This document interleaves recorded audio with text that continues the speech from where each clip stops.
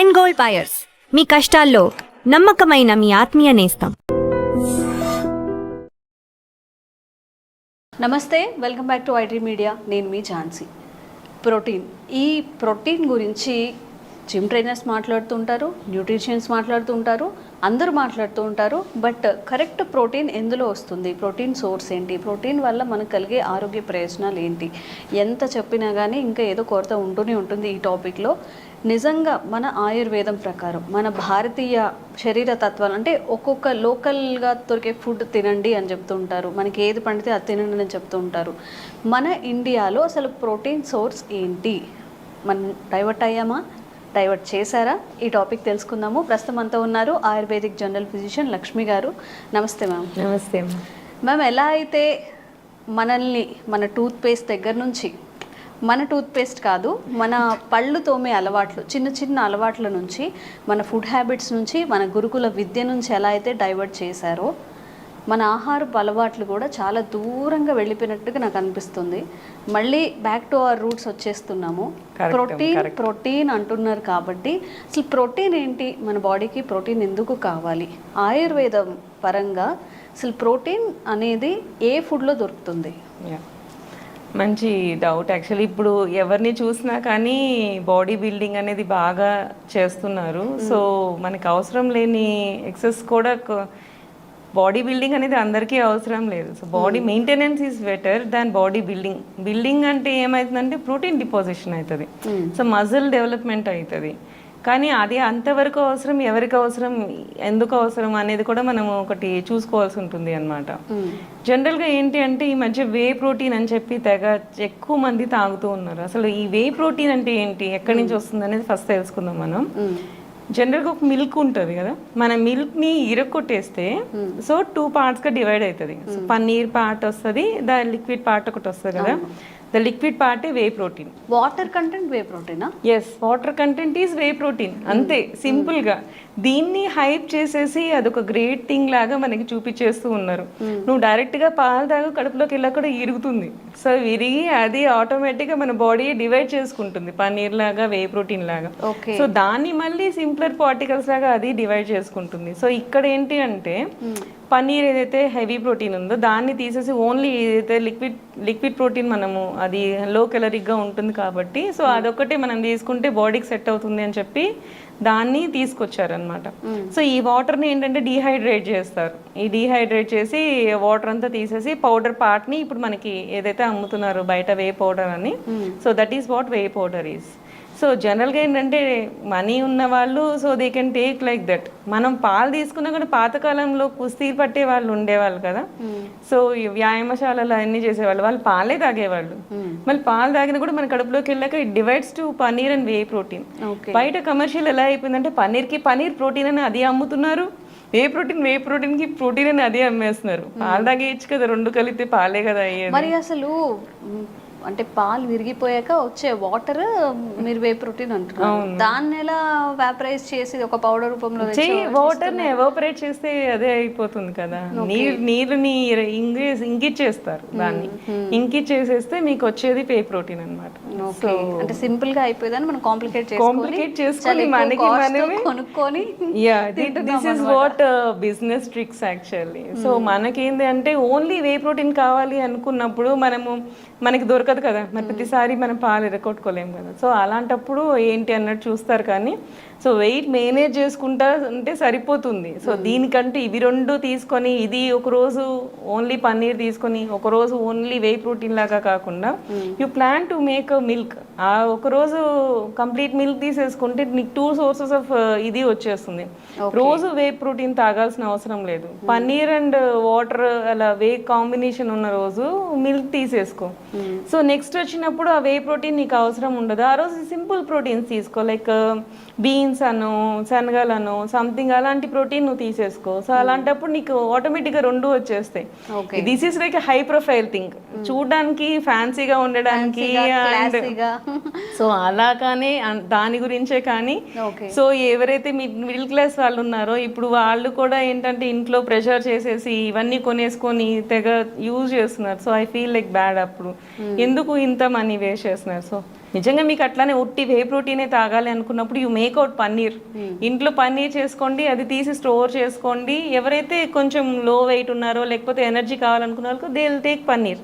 So మిగతా ఏదైతే వే మిగిలిపోయిందో అది మీరు తీసుకోండి. So then you can balance your cost of thing అనమాట. ఓకే. సో అలా చేసుకోవచ్చు, అలా చేసుకొని కూడా మనం మేనేజ్ చేసుకోవచ్చు.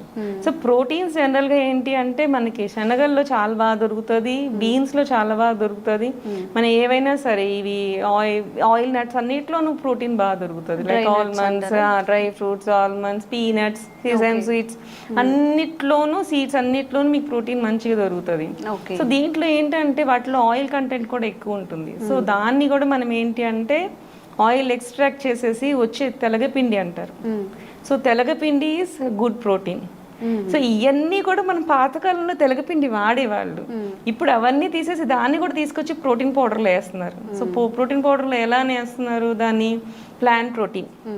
సో ఏదైనా సరే ఒక ఫ్యాన్సీ వర్డ్ని దానికి క్రియేట్ చేసి, సో దాన్ని మనకి ఇంట్రడ్యూస్ చేసి మన చేతే అని మనీ ఎక్కువ పెట్టి ఖర్చు పెట్టించి మరి మనకి వాడు చేస్తున్నారు. తిరిగి మళ్ళీ అక్కడికే వస్తున్నారు. ఎగ్జాక్ట్లీ థింగ్స్ ఉంటాయో దాన్నే ప్యాకెట్ చేసేస్తున్నారు. సో ప్లాంట్ ప్రోటీన్ అని చెప్తారు, ప్యాక్ చేసేస్తారు.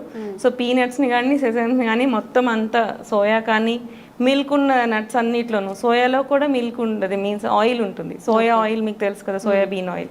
సో ఆయిల్ ఎక్స్ట్రాక్ట్ చేసి ఏదైతే పల్ప్ వస్తుందో that is a protein. So oil తీసేసాం కాబట్టి అట్లానే పీనట్ ఉందా, ఎక్స్ట్రాక్ట్ చేసాము ఆయిల్, పల్ప్ మిగులుతుందా, దట్ ఈస్ ప్రోటీన్.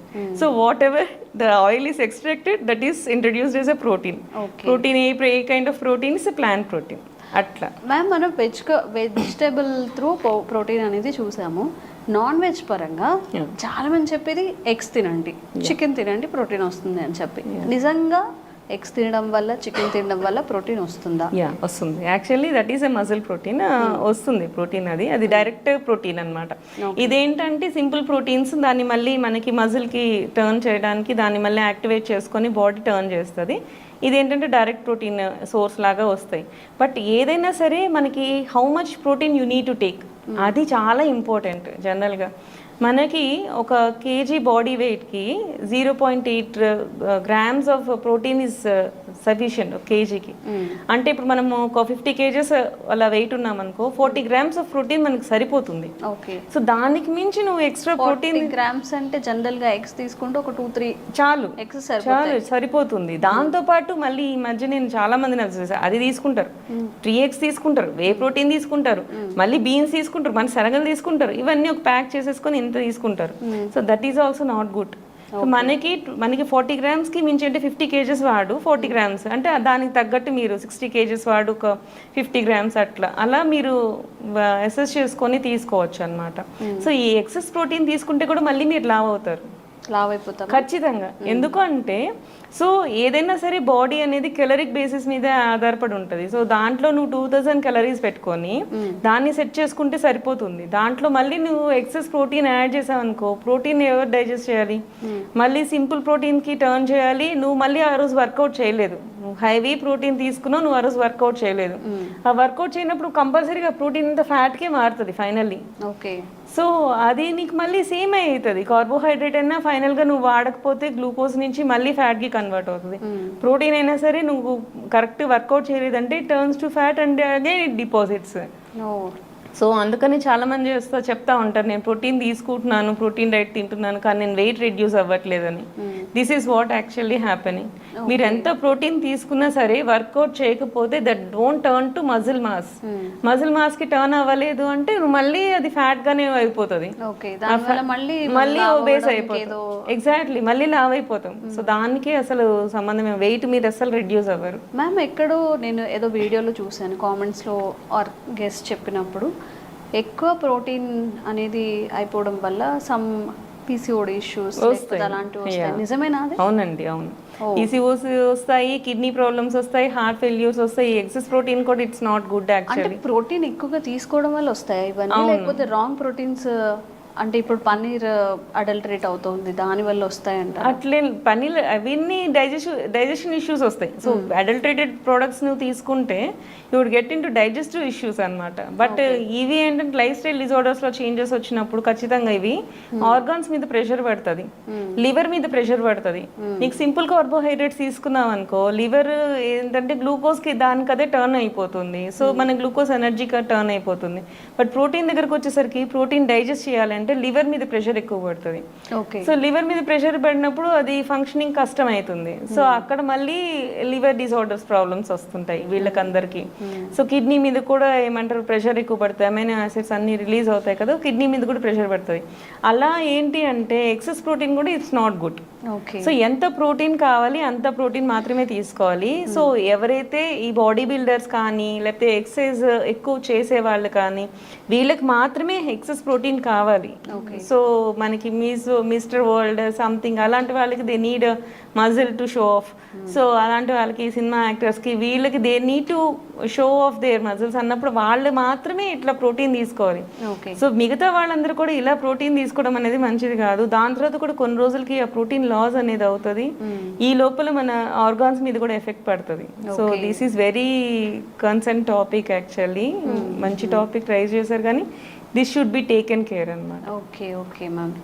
సో ఏ ఫుడ్ అయినా మనకి మంచి చేస్తుంది అనేది ఎక్కువగా ఇంటేక్ మనం తీసుకోవడం వల్ల దానివల్ల మనకి సైడ్ ఎఫెక్ట్సే వస్తాయి. ఎండ్ ఆఫ్ ద డే అది ఫుడ్ కాదు, పాయిజనస్గా మారే అవకాశం ఉంటుంది. అండ్ సమ్ సైడ్ ఎఫెక్ట్స్ కూడా వచ్చే అవకాశం ఉంటుంది. కాబట్టి ఏదైనా కానీ తక్కువ క్వాంటిటీస్లో మన ఫుల్ అవుతుంది స్టమక్ అనే ముందే ఒక ముద్ద ముందు ఆపేయడం మంచిది, కాస్త ఖాళీ ఉంచడం మంచిది. Thank you ma'am, thank you so much.